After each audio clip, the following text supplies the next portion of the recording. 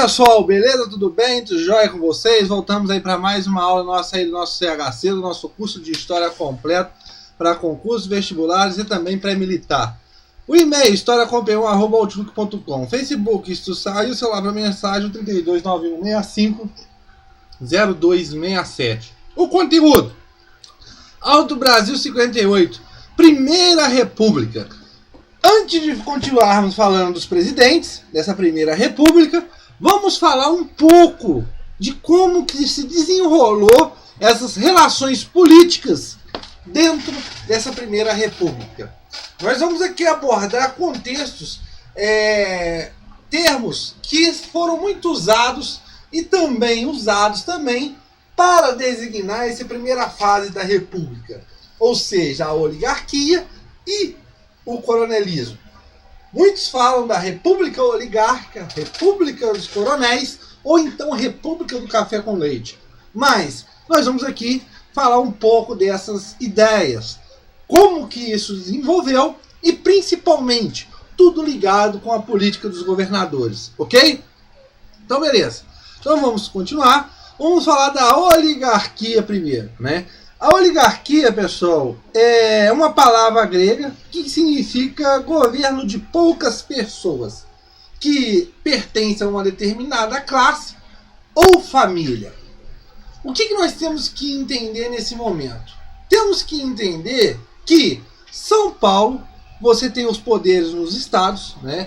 Nesse caso, por causa da política dos governadores, onde você tinha uma troca de favores entre governo central e governo dos estados. Nesse caso, as oligarquias davam apoio para o presidente, consequentemente, o presidente dava algum sustento para essas autonomias, para esses estados e essas oligarquias.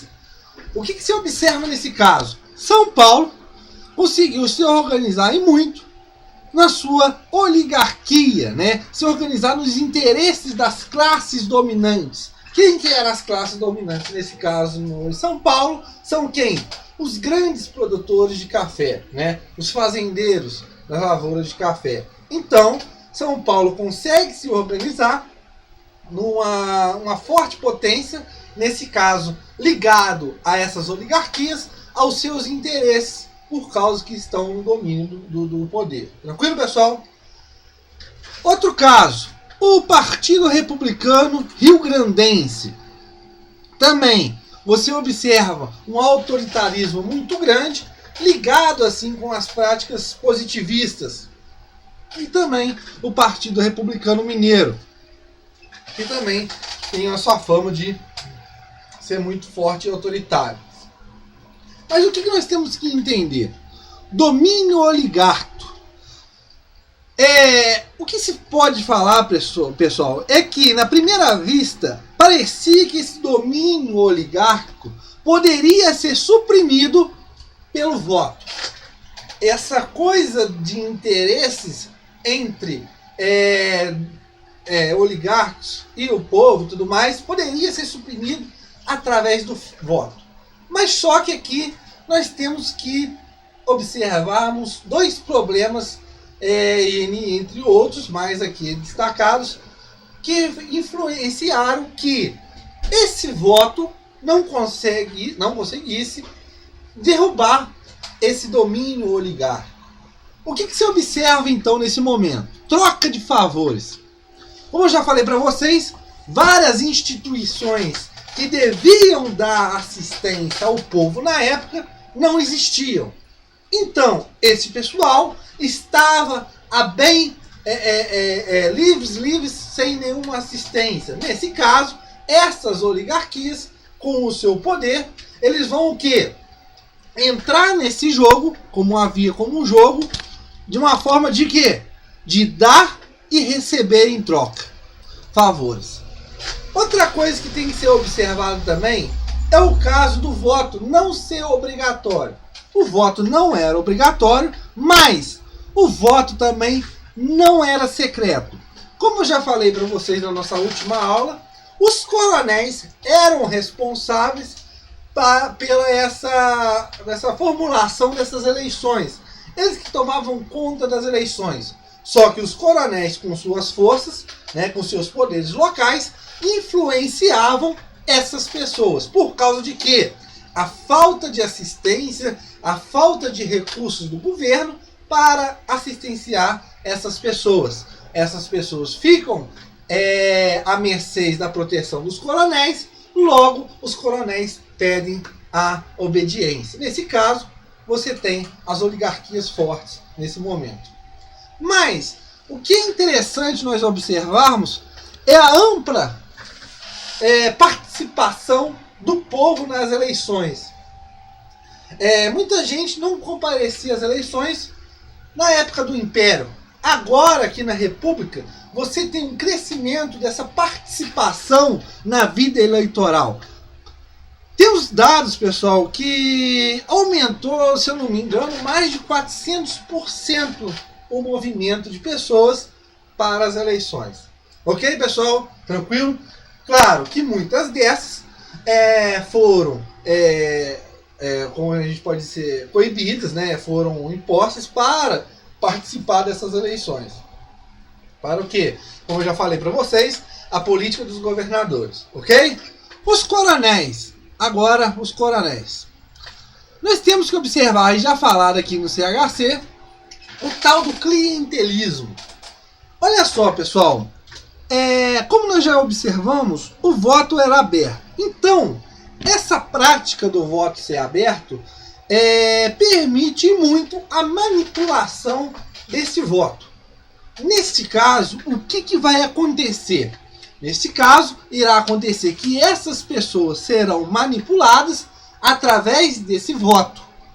E nesse caso, você tem, como eu já falei, a pouca assistência ou ineficácia assistência do Estado da União frente a esse povo. Ou seja, você tem, nesse caso, uma troca de favores entre coronéis e a população. Os coronéis dão o que eles têm, que eles querem, a troca disso, eles respeitam e votam naquelas pessoas que devem serem eleitas nesse caso. Tranquilo? O voto aberto é manipulado. É interessante nós observarmos que esses coronéis, eles eram responsáveis por esse projeto, esse processo eleitoral. Cabia a eles, nas suas localidades, fazer esse processo eleitoral. Tranquilo? Por causa, não tem serviços públicos, sem serviço público, ou seja, a proteção dos coronéis controla os votantes, ou seja, ganha favores, ou seja, não tem, o serviço público não atende essa população, logo, essa proteção que o coronel dá a essa pessoa transforma como agradecimento através do controle do voto. Tranquilo, pessoal? E ainda mais, esses votos eram muito manipulados por esses coronéis. Então temos votos forçados, onde o capataz ficava do lado, o cara ficava ali do lado, vendo quem o cara votava, mortos votavam, né? E entre outras coisas. Beleza? Errôneo coronéis. Pessoal, é interessante nós observarmos essa parte. Porque será errado pensar que os coronéis, pessoal, eles dominaram essa cena, esse meio político durante essa Primeira República. É muito, tipo assim, quando a gente fala República dos Coronéis, você acha que os coronéis que dominaram, que imporam seus interesses naquele momento, naquela Primeira República. É errado pensar isso. Por quê? É errado pensar que eles dominaram. Por quê? Eles ajudaram, mas dependiam de outros. Em muitas partes, né, os coronéis ajudavam o governo, né, a eleição de representantes, seja aqueles que forem aptos e que teriam que ser eleitos. Nesse caso, esses coronéis ajudavam através do clientelismo, favorecer o quê? O controle do voto. Só que esses próprios coronéis, eles dependiam do próprio Estado, de outras pessoas, de pessoal da administração, para favorecer os seus interesses. Ou seja, nesse caso, o coronel, ele dá, nesse caso, a assistência do voto, mas ele tem um retorno de volta, que é o caso do interesse para si. Tranquilo, pessoal? Como nós já falamos, a política dos governadores, ela alimentou, ela conseguiu, como a gente pode dizer, consolidou o domínio das oligarquias nos estados e, ao mesmo tempo, consolidou o domínio desses coronéis nos municípios, nas regiões, nas partes locais, nas localidades. Mas só que estes coronéis também tinham os seus interesses ligados a esses oligarcas. Tranquilo, pessoal? Essa pessoal que estava na administração. Então, nós observamos que também esse coronelismo que nós observamos em São Paulo, no Rio Grande do Sul, em Minas Gerais, como se é falado, não aconteceu em todo o Brasil. Temos marcas diferentes por região. Exemplo como este, o da Bahia, né? Onde você fala que o governo do estado, nesse momento da Bahia, era composto principalmente de profissionais do comércio e de produção para exportação. E nesse caso, esses pessoal que fazia parte da administração do governo, eles tinham um pouco de medo, um pouco de receio com os coronéis do sertão. Ou seja, os políticos com harmonia com os coronéis. Caso essa harmonia não andasse direito, o que aconteceria? Os coronéis iriam fazer alguma coisa.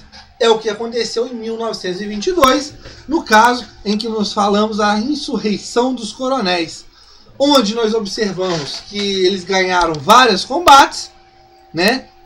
Os coronéis bem armados, bem equipados, ganharam vários combates contra as próprias forças do Estado e teve ainda o aval do presidente da época, Epitácio Pessoa, para apaziguar essa revolta.